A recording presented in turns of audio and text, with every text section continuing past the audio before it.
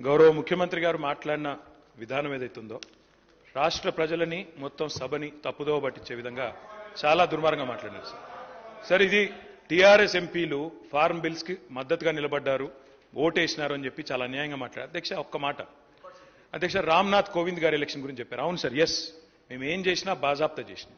ఒక దళితుడు రాష్ట్రపతి అవుతుండంటే మేము అండగా నిలబడ్డం, ఎస్, బరాబర్ ఓటేసినాం. ఉపరాష్ట్రపతిగా ఒక తెలుగు బిడ్డ అవుతున్నాడు వెంకయ్య నాయుడు గారంటే ఎస్, అండగా నిలబడ్డం, ఓటేసినాం. కానీ తదుపరి మళ్ళీ నెక్స్ట్ టైం ఇంకొకరిని పెడితే మేము ఉల్టా క్యాండిడేట్ ను పెట్టినాం యశ్వంత్ సిన్హా గారితో. మేము మద్దతు ఇవ్వడమే కాదు సార్, నేను పోయి రాహుల్ గాంధీ గారు పక్కన కూర్చొని పార్లమెంట్ లో మా పార్టీ తరఫున నేను సంతకం పెట్టి వచ్చిన సార్. వారు ఈ రకంగా మిస్లీడ్ చేయడం తప్పు. ఫార్మ్ బిల్స్ కు మేము మద్దతు ఇవ్వలేదు, వ్యవసాయ చట్టాలకు మేము మద్దతు ఇవ్వలేదు, వాటిని రాజ్యసభలో వ్యతిరేకించినాం, గట్టిగా కొట్లాడినాం అధ్యక్ష. ఆ విషయంలో అనుమానం అవసరం లేదు. ఇంకా చాలా చెప్పారు అధ్యక్ష. వారికి నేను చెప్పేది ఒకటే అధ్యక్ష, ఇంకేదో విలీనాలు చీకటి ఒప్పందాలు అన్నారు అధ్యక్ష. నేను రేవంత్ రెడ్డి గారికి ఒకటే చెప్తా ఉన్నా అధ్యక్ష, మాకు చీకటి స్నేహాలు అలవాటు లేదు. రేవంత్ రెడ్డి గారికి ఉన్నాయి అధ్యక్ష, ఢిల్లీలో బీజేపీ వాళ్ళతో స్నేహం చేయడం, ఇప్పటికి కూడా ఆయన పనులన్నీ ఢిల్లీలో బీజేపీ ఎంపీలే చేస్తారు సార్.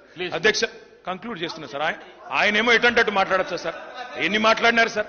అధ్యక్ష నేను అనేది ఒకటే, కేసీఆర్ గారి మీద ఆయన ఇష్టం వచ్చినట్టు మాట్లాడినారు. నేను ఒకటే అంటా ఉన్నా సార్, ఒకటి విలీనం చేయడానికి మేమేమి రేవంత్ రెడ్డి గారు లాగా పరాన్న జీవులం కాదు సార్. వారు పదవుల కోసం పార్టీలు మారిండు, మేము అట్లా కాదు సార్. పదవులు వదులుకున్నాం తెలంగాణ కోసం. కేసీఆర్ గారు మా పార్టీ ఒకసారి కాదు 100 సార్లు రాజీనామా చేసినాం.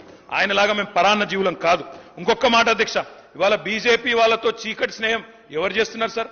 ఎందుకు భయపడుతున్నారు? మోడీ గారి పేరు తీసుకోవడానికి కూడా ముఖ్యమంత్రి గారు కేసీఆర్ పేరు చెప్పకపోతే బతుకుదేరు లేదా సార్? మోడీ గారి పేరు చేయడానికి కూడా ఎందుకు భయపడుతున్నాడు ముఖ్యమంత్రి? అంత భయం ఎందుకు సార్? అందుకే మేము అనేది అధ్యక్ష, ఇవాళ నోటికొచ్చినట్టు మాట్లాడితే కాదు, తప్పకుండా రాష్ట్ర ప్రజలకు సమాధానం చెప్పాలి. 8 ఎంపీలున్నా తెచ్చింది గుండు సున్నా, 6 గ్యారంటీలు ఎత్తేయడానికి గత ప్రభుత్వం మీద బదనాం చేయడం, రాష్ట్రం దివాలా తీసిందని మహేశ్వర్ రెడ్డి గారు